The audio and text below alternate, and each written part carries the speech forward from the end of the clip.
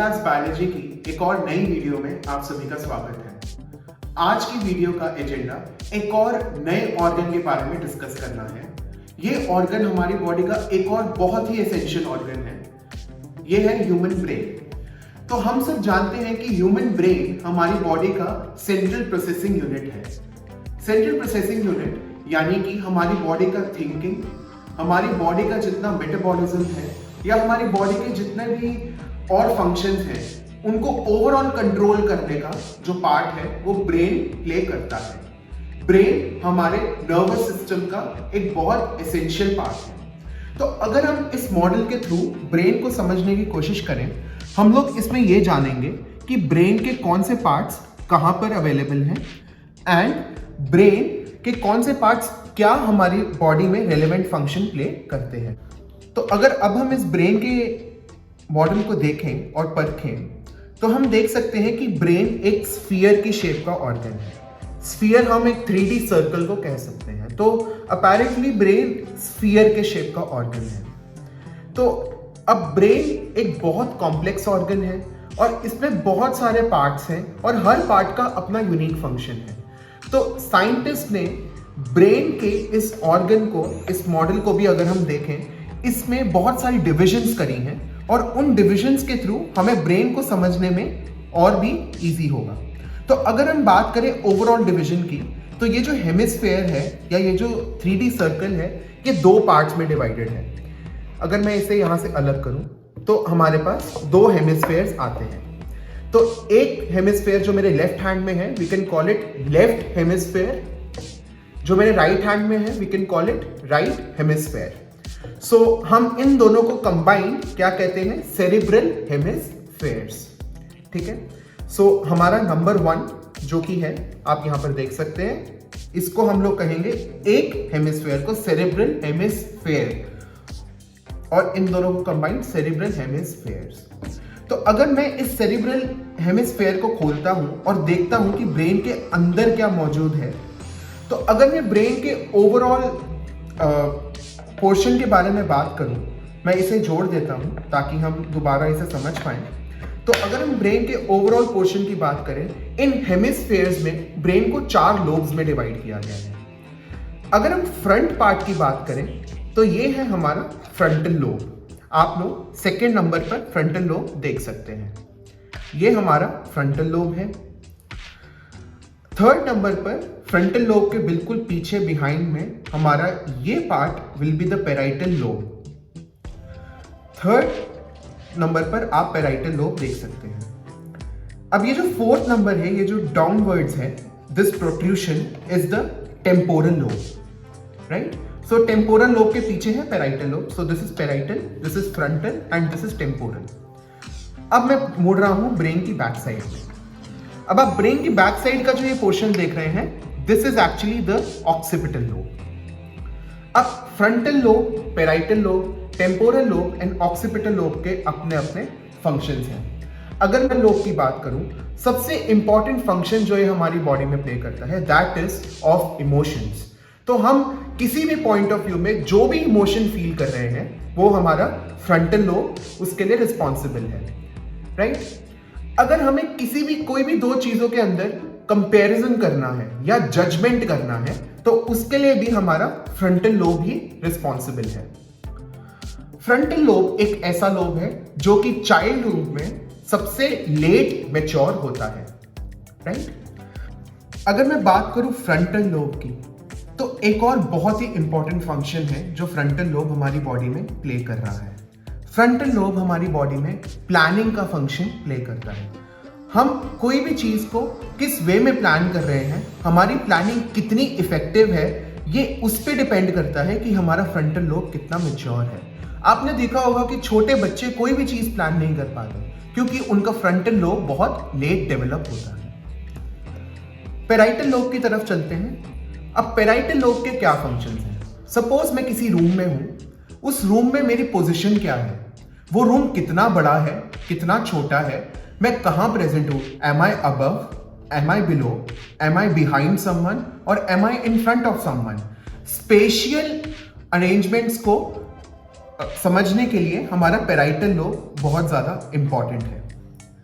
हम लोग अटेंशन की बात करते हैं, हमें अटेंशन टू डिटेल होना चाहिए। हमारी लाइफ में अटेंशन का बहुत सिग्निफिकेंस है और वो अटेंशन हमें कौन देता है? हमारा टेम्पोरल लोब। तो हमें देखा है कि छोटे बच्चों के अटेंशन स्पैन बहुत कम होती है, लेकिन ग्रेजुअली जब वो 7 से 10 साल के होते हैं, 7 to 10 years ऑफ एज में आते हैं, उनका अटेंशन स्पैन इंक्रीज होना शुरू होता है। That is because temporal lobe develop होना शुरू होता है। अब ऑक्सीपिटल लोब की अगर हम बात करें, at the back, occipital lobe हमारा, जैसा कि ऑक्सीपिटल नेम सजेस्ट करता है, हमारी साइट के लिए, यानी कि हम कैसे देख रहे हैं, और हमारा ऑप्टिक यानी कि हमारी जो देखने की क्षमता है उसको कंट्रोल करता है। अब इन लोब्स के अलावा जब हम ब्रेन के इंटरनल स्ट्रक्चर में देखते हैं, मैं यहां पर ये इंटरनल स्ट्रक्चर ऑफ ब्रेन दिखा रहा हूं। तो अगर हम इंटरनल स्ट्रक्चर में देखते हैं, इंटरनल स्ट्रक्चर में भी ब्रेन के पार्ट्स बहुत कॉम्प्लेक्सिटी में प्रेजेंट है। इसलिए हम लोग इस इंटरनल स्ट्रक्चर के पार्ट्स को भी 3 पार्ट्स में डिवाइड कर सकते हैं। पहले हमारे पार्ट्स होते हैं फोर ब्रेन के। तो फोर ब्रेन में हमारे 3 पार्ट्स यहां पर आ जाते हैं। पहला है सेरिब्रम, ये सेरिब्रम पार्ट कहते हैं इसको। देन नेक्स्ट आता है हमारा थैलेमस, ये जो आप देख पा रहे हैं बीच में, और ये आता है हाइपोथैलेमस। अब ये जो 6th है, this is called corpus callosum. ये आप मेरा पॉइंटर यहां देख सकते हैं, this is called corpus callosum. Corpus callosum क्या करता है? It actually helps in binding of both the hemispheres. तो अगर हम कहते हैं कोई चीज साथ में जुड़ी है, उसको गम की रिक्वायरमेंट है। तो ये सिर्फ एक एग्जांपल है आपको समझाने के लिए कि corpus callosum actually helps in attachment of both the hemispheres. अब अगर मैं नीचे बात करूं, यहां पर हमारे पास थैलेमस प्रेजेंट है। 4 ब्रेन के पार्ट से हमारे पास थैलेमस, देन हाइपोथैलेमस। अब हाइपोथैलेमस एक ऐसा एंडोक्राइन ग्लैंड है जिसके बहुत इंपॉर्टेंट फंक्शंस हैं, one of which includes regulation of temperature in the body, right? तो टेम्परेचर को रेगुलेट करना, उसके बाद हार्मोन सिक्रीट करना। हाइपोथैलेमिक हार्मोन्स भी हाइपोथैलेमस सिक्रीट करता है। हाइपोथैलेमस के नीचे एक लोब लाइक ग्लैंड प्रेजेंट है। इस ग्लैंड को हम लोग हमारी बॉडी का मास्टर ग्लैंड कहते हैं, which is called the pituitary gland. तो पिट्यूटरी ग्लैंड हमें पता है कि हमारे बॉडी के जितने एंडोक्राइन ग्लैंड्स हैं उनकी सेक्रीशंस को कंट्रोल करता है। अब अगर मैं बात करूं हमारे 4 ब्रेन के पार्ट्स की, हम लोग इसे फिर रिवाइज करते हैं। So we have thalamus, we have hypothalamus, we have pituitary in the base of hypothalamus, and then we also have this thing called corpus callosum, right? हमने 4 ब्रेन के पार्ट्स को देखा। अब हमारे लिए ये जानना भी जरूरी है कि 4 ब्रेन हमारी बॉडी में एक्चुअली क्या फंक्शन प्ले कर रहा है।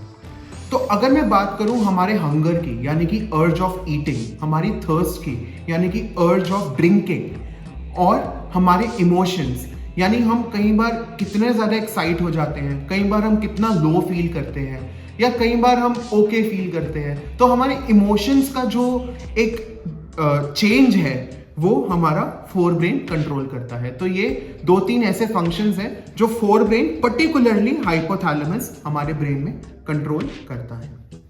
अब अगर मैं बात करूं मिड ब्रेन की, तो मिड ब्रेन कहां है?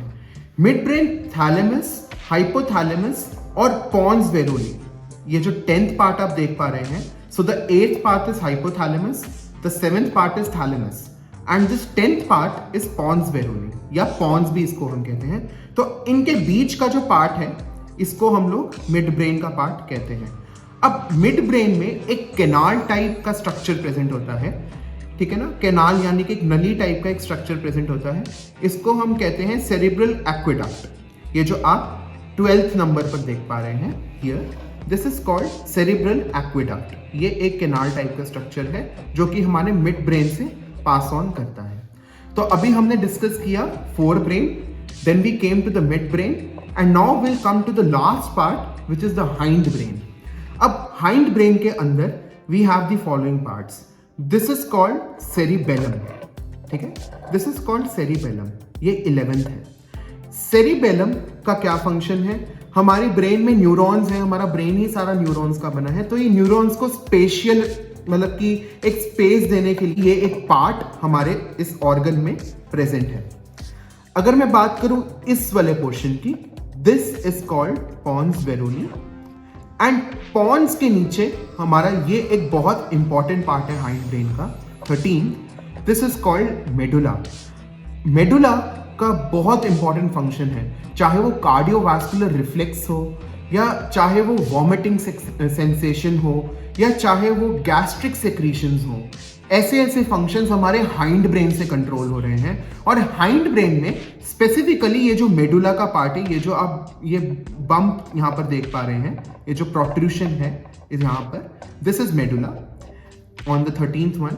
एंड ये मेडुला किससे कनेक्टेड है फर्दर, अगर मैं 14th को यहाँ से रन करूँ तो ये किससे कनेक्टेड है further, it is connected to the spinal cord. तो हमने क्या सीखा कि इंटरनल ब्रेन में जब हम जाते हैं तो इंटरनल ब्रेन को स्टडी करने के लिए 3 में डिवाइड किया गया है ब्रेन को। पहला है फोर ब्रेन में thalamus, hypothalamus, then we have mid brain में we have this canal, and in the hind brain we have cerebellum, pons and medulla, and that connected to the spinal cord. So ये हमारा overall structure है brain का, अगर मैं इसे यहाँ पर देखूं, और इस ब्रेन के स्ट्रक्चर को हम बहुत अच्छे से समझ पाए ओम लैब्स के इस ब्रेन मॉडल की मदद से। तो ये था हमारा एक इंफॉर्मेटिव वीडियो ह्यूमन ब्रेन के ऊपर। ऐसे ही और इंफॉर्मेटिव वीडियोस के लिए आप हमारे चैनल को लाइक एंड सब्सक्राइब जरूर कीजिएगा। अगर आपकी इस ह्यूमन ब्रेन मॉडल से रिलेटेड कोई भी क्वेरी हो, आप दी गई मेल आईडी पर हमें संपर्क भी कर सकते हैं। Thank you so much.